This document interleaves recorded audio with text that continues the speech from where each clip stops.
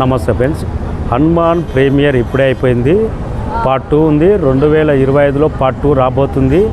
ఇంకా థియేటర్ నుంచి బయటకు వచ్చే ప్రతి ఆడియన్స్ జై శ్రీరామ్ అని బయటకు వచ్చారు. అందరు క్లాప్స్ కొట్టి బయటకు వచ్చారంటే దైవత్వం అంత గొప్పగా ఆకట్టుకున్నది. డైరెక్టర్ అంత గొప్పగా తీశాడు, అంత సూపర్గా ఉంది.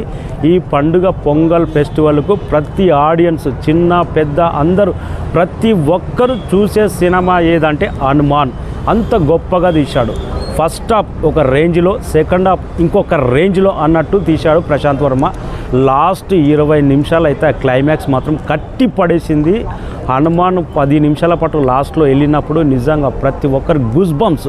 ఏ రేంజ్లో ఎలివేషన్స్ హనుమాన్ వెళ్ళినప్పుడు ఏ రేంజ్లో ఉండాలో అంతకు మించిన రేంజ్లో ఒక దైవత్వం మీద చూపెట్టాడు. సూపర్గా ఆకట్టుకున్నది. ఇలాంటి సినిమా ప్రశాంత్ వర్మ తీస్తాడని అందరూ ఎక్స్పెక్ట్ చేయలేదు.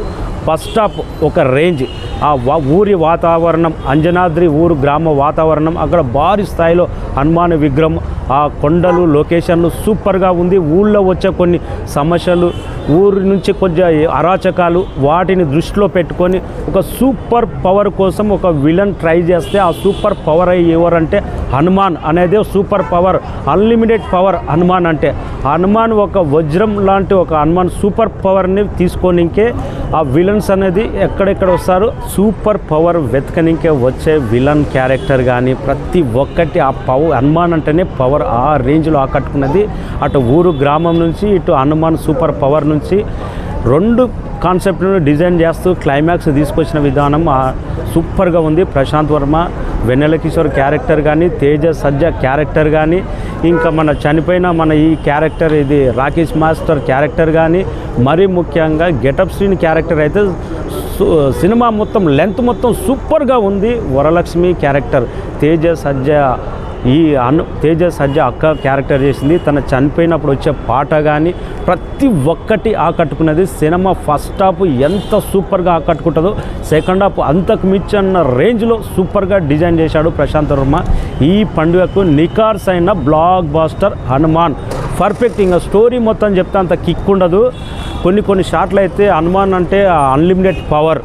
ఆ షాట్లు కొన్ని మన ఇంటర్వెల్కి ముందు ఫైట్ కానీ, క్లైమాక్స్ 20 నిమిషాల పాటు హనుమాన్ వెళ్ళినప్పుడు కానీ, తర్వాత మధ్యలో వచ్చే కొన్ని విజువల్ ఎఫెక్ట్స్ కానీ, వాటర్లో హనుమాన్ జై శ్రీరామ్ అనే శబ్దం కానీ, హనుమాన్ అనే శబ్దం కానీ ప్రతి ఒక్కరిని ఫ్యామిలీ ఆడియన్స్ని అయితే చాలా గొప్పగా ఆకట్టుకుంటుంది. ఇంకా ఐమాక్స్లో మాత్రం ఈరోజు థియేటర్ మొత్తం జై శ్రీరామ్ అని స్లోగన్ మోగిందంటే ఈ ట్రెండ్కు తగ్గట్టు ఇప్పుడున్న జనరేషన్స్ అర్థం చేసుకోనికి హనుమాన్ అంటే సూపర్ పవర్ ఏ రేంజ్లో ఉంటుంది. హనుమాన్ ఒక్క చూపు చూస్తే ఆ పవర్ ఎంత పవర్ఫుల్గా ఉంటుందో అంత గొప్పగా తెరకెక్కించాడు. ఇంకా హీరో క్యారెక్టర్ కానీ, హీరోయిన్ క్యారెక్టర్ కానీ, గెటప్ శ్రీన్ క్యారెక్టర్ కానీ, మెయిన్ ముఖ్యంగా సముద్ర కానీ క్యారెక్టర్ కానీ, ఇంకా ప్రతి క్యారెక్టర్ కొన్ని క్యారెక్టర్లు మనం మిస్ అయిపోయినా కానీ ప్రతి క్యారెక్టర్ అంత గొప్పగా ఆకట్టుకున్నది. అసలైన కథ 2వ భాగంలో రాబోతుంది, 2025లో రాబోతుంది. అది ట్విస్ట్ మాత్రం క్లైమాక్స్ మామూలుగా లేదు, ఒక రేంజ్లో ఉంది.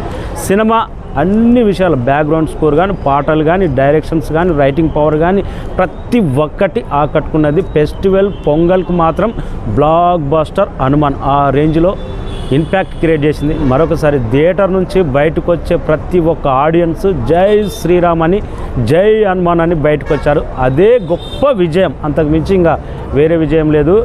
ఇంకా ఈ పార్ట్ 2 మాత్రం అంచనాలు భారీ స్థాయిలో ఉంటాయి. ప్రశాంత్ వర్మ ఇంత టాలెంట్ ఉంది, పట్టుబట్టి పొంగల్ ఇంత పోటీలో రిలీజ్ చేస్తున్నాడంటే తన కథ మీద, కాన్సెప్ట్ మీద ఎంత పట్టుందో ఇప్పుడు అర్థమైంది. Hats off Prashanth Varma, thank you so much. Cinema మాత్రం watchable, worth, Pongal blockbuster. Thank you.